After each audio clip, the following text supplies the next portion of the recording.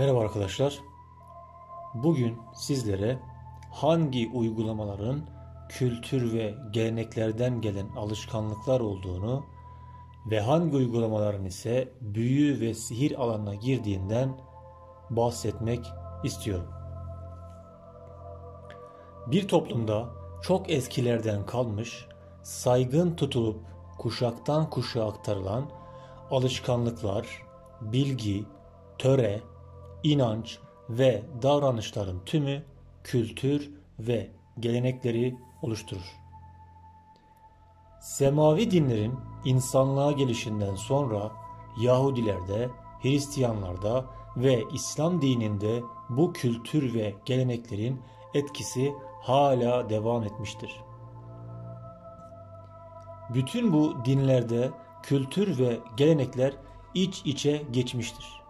Çünkü dinler birbirleri üzerine inşa edilmiş yapılardır. Yani İslam dinini kabul edenler daha önceki dini inanç sistemlerindeki kültürlerini ve geleneklerini de beraberlerinde yeni dine getirmişlerdir.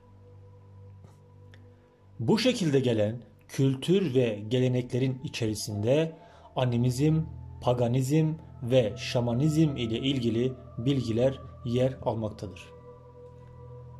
Örnek vermek gerekirse Orta Asya Türklerinde bebek ölümleri çok yaygın olduğu için bir bebek doğduğu zaman kötü ruhlar veya şeytanlar gelip o bebeği almasınlar diye kötü ruhlar ve şeytanları kandırmak adına o bebeğe benzer bir bez bebek yapılırdı ve o kundağın içerisine bırakılırdı.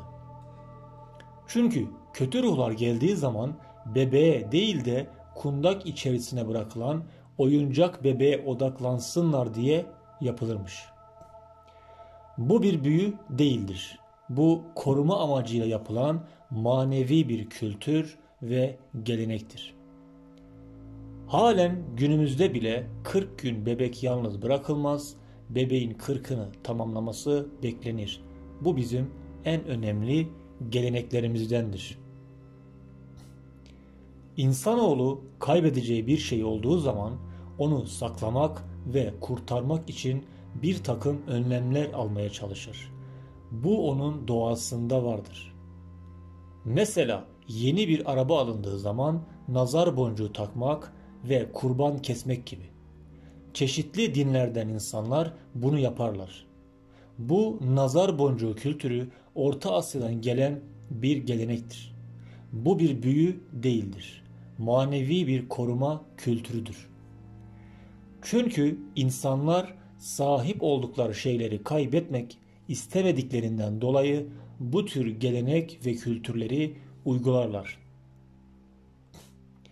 Örneğin İstanbul ilinde bir kilise vardır ve bu kiliseye her ayın belli bir günü insanlar giderek dilekte bulunurlar.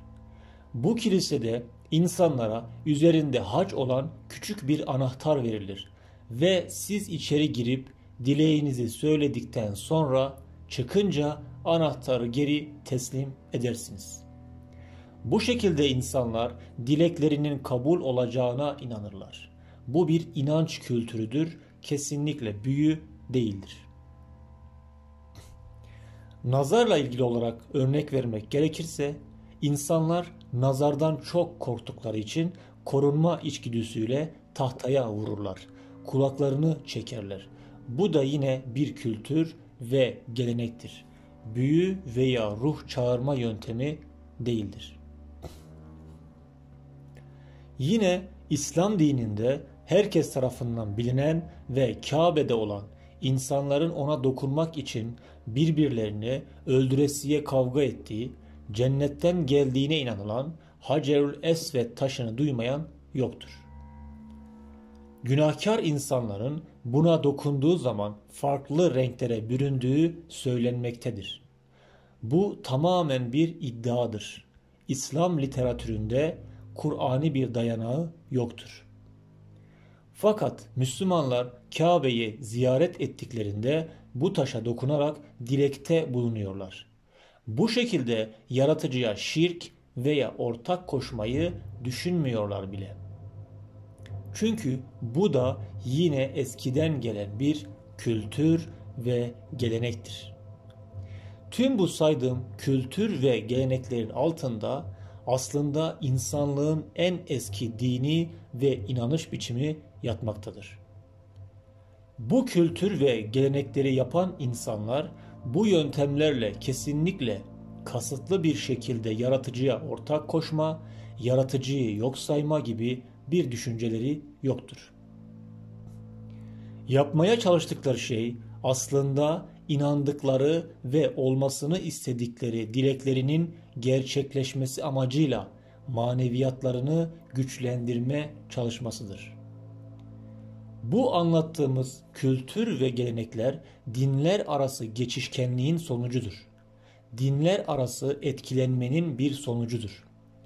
Bunların hiçbirinin büyü ile veya yaratıcıya ortak koşma ile uzaktan veya yakından bir irtibatı söz konusu bile değildir. Maneviyat ve manevi bilgilerin herhangi bir kültür veya din ile ilişkisi yoktur. Çünkü bu bilgiler tüm dinlerden ve kültürlerden önce dünyanın yaratılmasıyla birlikte gelen kadim bilgilerdir. Manevi bilgiler hemen hemen tüm dinlerde ve toplumlarda kullanılmaktadır. Manevi bilgilerin belli bir dini, dili, sınırı ve kalıbı yoktur. Her din ve toplum kendi inanç sistemine göre ve kendi kültür yapısına göre bu bilgilerden yararlanmaya çalışmıştır. Çünkü insanlar başlarına gelen iyi veya kötü bir şey değiştirmek, ulaşmak istediği umutlara ulaşmak, çeşitli başka ilimlere başvurma ihtiyacı hissetmiştir. İşte insanların bu içinde bulunan arayış onları manevi bilgileri keşfetmeye sürüklemiştir. Gündelik hayatta en düşük gelir seviyesine sahip insanlardan tutun, en yüksek gelir seviyesine sahip insanlara kadar herkes manevi bilgilerle veya diğer bir deyişle gizli ilimlerle ilgilenmiştir. İslam öncesi paganizm, animizm ve şamanizmde insanları tedavi etme amacıyla birçok manevi yöntem kullanılmıştır. Hatta tıbbın bilgilerin yetersiz kaldığı dönemlerde SARA ve epilepsi hastaları bile tedavi edilmiştir. İslam dinini kabul edenler daha önceki dini inanç sistemlerindeki kültürlerini, geleneklerini ve tedavi yöntemlerini de beraberlerinde yeni dine getirmişlerdir. Yani Orta Asya'da şamanizme mensup bir din adamı iken ve insanları şamanizmin kültür ve geleneklerine göre tedavi ederken, İslamiyet'i kabul ettikten sonra Müslüman bir din adamı olup Kur'an okumaya ve Kur'an'ı tedavi yöntemi olarak kullanmaya başlamıştır. Bu tedavi yöntemlerini kullanırken eski geleneklerini asla terk etmemiş, sadece tedavi etme işlemi sırasında Kur'an ayetlerini kullanmıştır. İşte bu şekilde dinler arasındaki kültür ve gelenekler iç içe geçmiştir. Bundan dolayı manevi bilgiler alanında birçok yöntem türeyerek farklı şekillere bürünmüştür.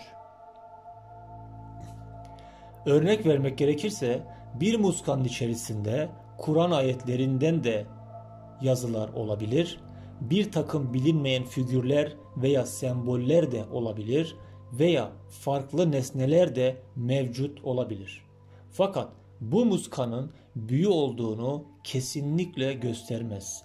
Çünkü muskalar genellikle yaratıcıya bir mektup ve dilektir. Bu şunu gösterir: farklı din ve kültürlerdeki tedavi yöntemlerinin bir paket içerisinde birleştirildiğini ve birkaç tedavi yönteminin aynı anda uygulanmaya çalışıldığını gösterir.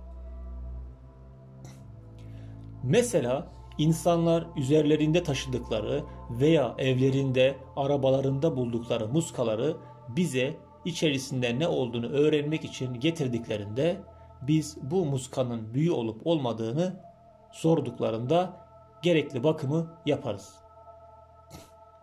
Büyü olup olmadığını öğrenmek için bakım yapılması gereklidir çünkü.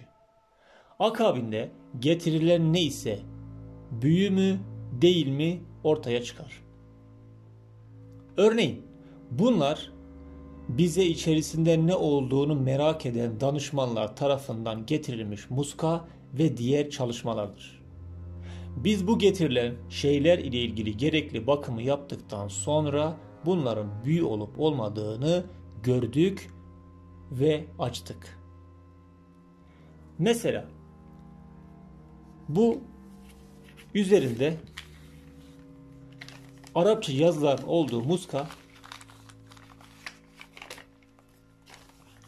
tamamen koruma amaçlı yapılmıştır. Herhangi bir zararı taşıyan kişiye yoktur.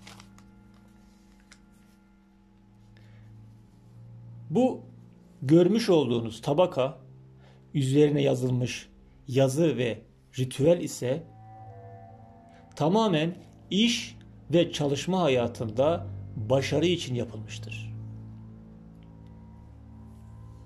Bunda herhangi bir kötü bir şey söz konusu değildir ve bu da faydalı bir çalışmadır. Taşıyan kişiye bunlardan fayda vardır. Eğer bakım bilgisine sahip değilseniz gerçekten neyin büyü olup olmadığını bilemezsiniz. İşte o zaman her şeye şüpheli ve ön yargılı bir şekilde bakarak büyüdür dersiniz. Ön yargılı davranıp şüpheli bir şekilde her muskaya veya şekle büyü demek bilgi değildir. Aksine bilgisizlik ve cahilliktir. Kaldı ki muskalar semavi dinler literatüründe yaratıcıya dileklerin ulaştırıldığı ve korunma talep edildiği bir mektuptur. Bir yazıttır. Başka bir şey değildir. Mesela kurşun dökmek yine Orta Asya'dan gelmektedir. Şaman kültürüne dayanmaktadır. Kötü ruhların veya şeytanların size getirdiği bir takım kötü enerjileri sizin üzerinizden atıp temizlemek için yapılan bir işlemdir ve nazara karşı etkili bir yöntemdir. Bu yöntem kesinlikle büyü değildir. Bir manevi tedavi yöntemidir. Ve bu yöntem yaratıcıya şirk koşma eylemi değildir. Yaratıcıyı aşağılama yöntemi de değildir. Bir tedavi kültürü yöntemidir. Manevi bilgiler alanında eğitim almamış ve doğru bir bakım bilgisine sahip olmayan hiç kimse neyin büyü olup olmadığını bilemez. Çünkü bu bir matematik işlemi değildir. Hesaplamayla veya göz kararı bakılarak bilinecek bir bilgi değildir. Fakat İslam kültüründe Arap dilinden farklı bir dil ile yazılmış bir yazı görüldüğünde ve bu yazıyı insanlar okuyamadıklarında ön yargılı bir şekilde bu bir büyüdür ve yaratıcıya şirktir ve yaratıcıya ortak koşmaktır derler. Bu onların cahilliğini gösterir. Çünkü dünya üzerinde sayısız farklı dillerde ve yazıtlarda Müslüman olan ve kendi dilleri ve yazılarında dualar eden ve yine kendi dillerinde dualar yazan insanlar mevcuttur. Örnek vermek gerekirse, bu görmüş olduğunuz tılsıma benzer yazı, Gücerat dilinde yazılmıştır ve bu cümlede şu yazmaktadır: Tanrı beni korusun veya yaratıcı beni korusun veya Allah beni korusun yazmaktadır. Bunu Google Translate'e yazarak aynı sonucu görebilirsiniz. Şimdi siz bu Gücerat dilinde yazılmış bu metni bir kağıda yazarak katlanmış bir şekilde bir danışmana veya hocaya götürüp ne olduğunu sorduğunuzda size hiç düşünmeden bu bir büyüdür diyecek. Çünkü Gücerat dilini bilmemektedir. İşte bu gibi insanlar bilmedikleri tüm bilgi ve materyallere büyü ve kötü gözle bakarlar. Ve bilmedikleri her şeyi büyü sanırlar. Bu onların cahilliğini gösterir. Büyü demek okunamayan ve anlaşılmayan yazılar demek değildir. Her insan her dili ve her kültürü bilemez. Eğer bir dili bilmiyorsanız bu dile büyüdür gözüyle bakamazsınız. Büyü ve sihir bütün din sistemlerinde vardır. Çoğu büyü ile ilgili uygulamanın altında İslam öncesi inanışlar vardır. Büyü inanmayana tutmaz gibi bir şey söz konusu değildir. Çünkü sizin inancınıza bağlı değil, yapan kişinin gücüne ve bilgisine bağlıdır. Çoğu insan büyülere inanmaz. Fakat bu kadar geçmişi olan ve bugüne kadar süre gelen büyü ile ilgili bilgiler şunu göstermektedir. Demek ki büyü denilen bir şey var. Bu bilgiler bu işi yapabilen insanlar tarafından diğer dinlere ve kültürlere aktarılmışlar. Ve büyü yapımında başarılı olan insanlar mevcut olduğu için bu bilgilerin devamlılığı sağlanmış ve bugüne kadar gelmiştir. Şimdi size bir büyünün nasıl yapıldığını ve çalışması için neye ihtiyaç olduğunu anlatmak istiyorum. Öncelikle büyü sadece kötü istekler için yapılır. Hemen hemen her türlü kötülük büyü ile yapılabilmektedir. Büyüler ancak metafizik varlıklarla hayat bulur. Büyüler ile istenilen hususların tümü kötü amaçlı olduğu için kötü varlıklar ile yapılmak zorundadır. Metafizik varlıkların yardımı olmadan hiçbir büyü hiçbir zaman işe yaramaz ve hiçbir zaman çalışmaz. İlk başta kötü huylu veya şeytani metafizik varlıklarla iletişime geçilir. Daha sonra büyü yapmak istediğiniz kişiye ne gibi bir büyü yapmak istediğinizi gelen varlığa söylersiniz. Akabinde o varlık size ne gerektiğini, hangi materyallerin kullanılması gerektiğini ve neleri söylemeniz ve okumanız gerektiğini söyler. Daha sonra siz o metafizik varlığın dediklerini yerine getirdikten ve hazırladıktan sonra size söylediği şekilde büyüyü hazırlarsınız. Daha sonra o metafizik varlık büyünün çalışması için sizinle yaptığı anlaşma ile büyü yaptığınız kişiye zarar vermek üzere gider. Her insana göre farklı büyüler yapılır. Yani A kişisine yapılan bir büyünün aynısını B kişisine yapamazsınız. Çünkü A ile B'nin DNA'sı farklıdır. Her yeni bir büyü yapmaya başlamadan önce bu kötü olan metafizik varlıklar ile iletişime geçilir ve onun aktardığı bilgiler takip edilerek büyü yapılır. Kendi kafanıza göre büyü yapamazsınız, zaten çalışmaz. Çünkü büyüyü çalıştıracak şey sizin kendi enerjiniz değil, metafizik varlığın kendisidir. Aksi halde kendi keyfinize göre yapmış olduğunuz bir kağıda veya bir şekle hiçbir metafizik varlık hizmet etmez. Yani önce metafizik varlıkla iletişime geçilir, onun dediklerine göre büyü yapılır. Bu şekilde yapılmayan, yani metafizik bir varlıktan birebir yardım istenmeden yapılan hiçbir uygulama büyü değildir. Bunu anlatmamızın sebebi bu şekilde büyüyü diğer tüm uygulamalardan ayırabilirsiniz.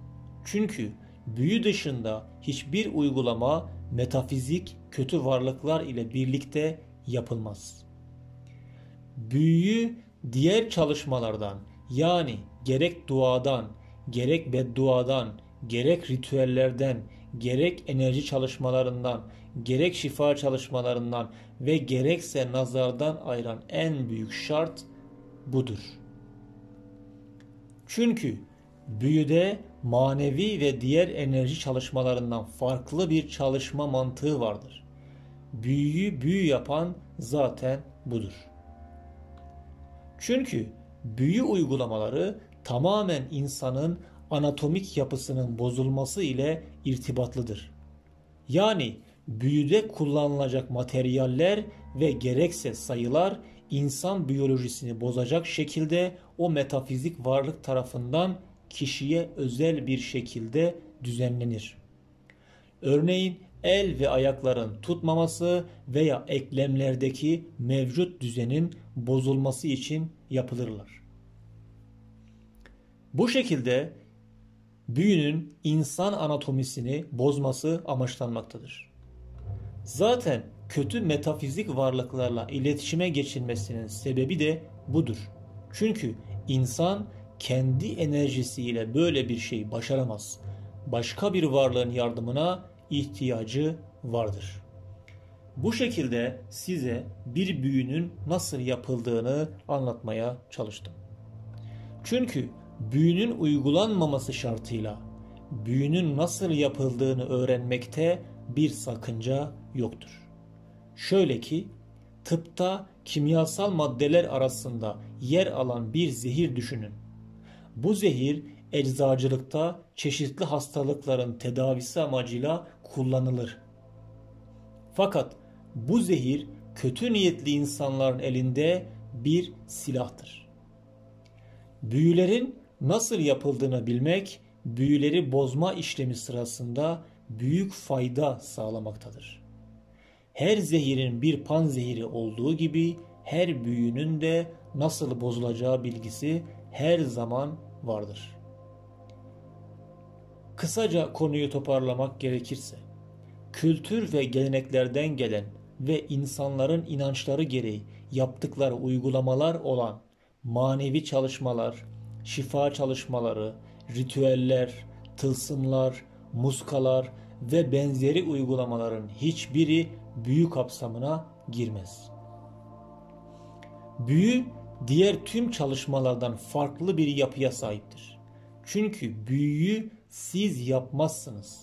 Büyüyü sizin çağırdığınız ve birebir iletişime geçtiğiniz kötü metafizik varlık ile birlikte yaparsınız. Büyü yapmak bu alanda gerçekten eğitim almamış hiç kimsenin başaramayacağı ve zor bir yöntemdir. Her dil, din ve toplumda ve her türlü yazı tipiyle büyü yapılabilir. Çünkü bunu belirleyen kişi siz değilsiniz. Gelen metafizik varlıktır. Eğer siz de evinizde, arabanızda veya herhangi başka bir yerde bulduğunuz muskalar veya büyü olduğunu düşündüğünüz uygulamalar bulduysanız ve ne olduğunu öğrenmek istiyorsanız resimlerini bize gönderdiğiniz takdirde biz sizin için ücretsiz bir şekilde bunların büyü olup olmadığını veya ne için yapıldığını size söyleyebiliriz. Bizim bu kanaldaki amacımız insanların yararına olan manevi bilgileri ücretsiz bir şekilde paylaşarak insanları manevi alandaki dolandırıcılardan ve para tuzaklarından kurtarmaktır. Bu paylaşımları izleyen 5-10 kişiye bile fayda sağlayabildiysek 5-10 kişiyi daha dolandırıcıların elinden kurtarmışız demektir. Biz kesinlikle ücretli yardım yapmıyoruz. Yaptığımız bütün yardım ve manevi faydalar ücretsizdir. Konuyla ilgili sorularınızı açıklama kısmında bulunan e-posta adresine gönderebilirsiniz. Teşekkürler.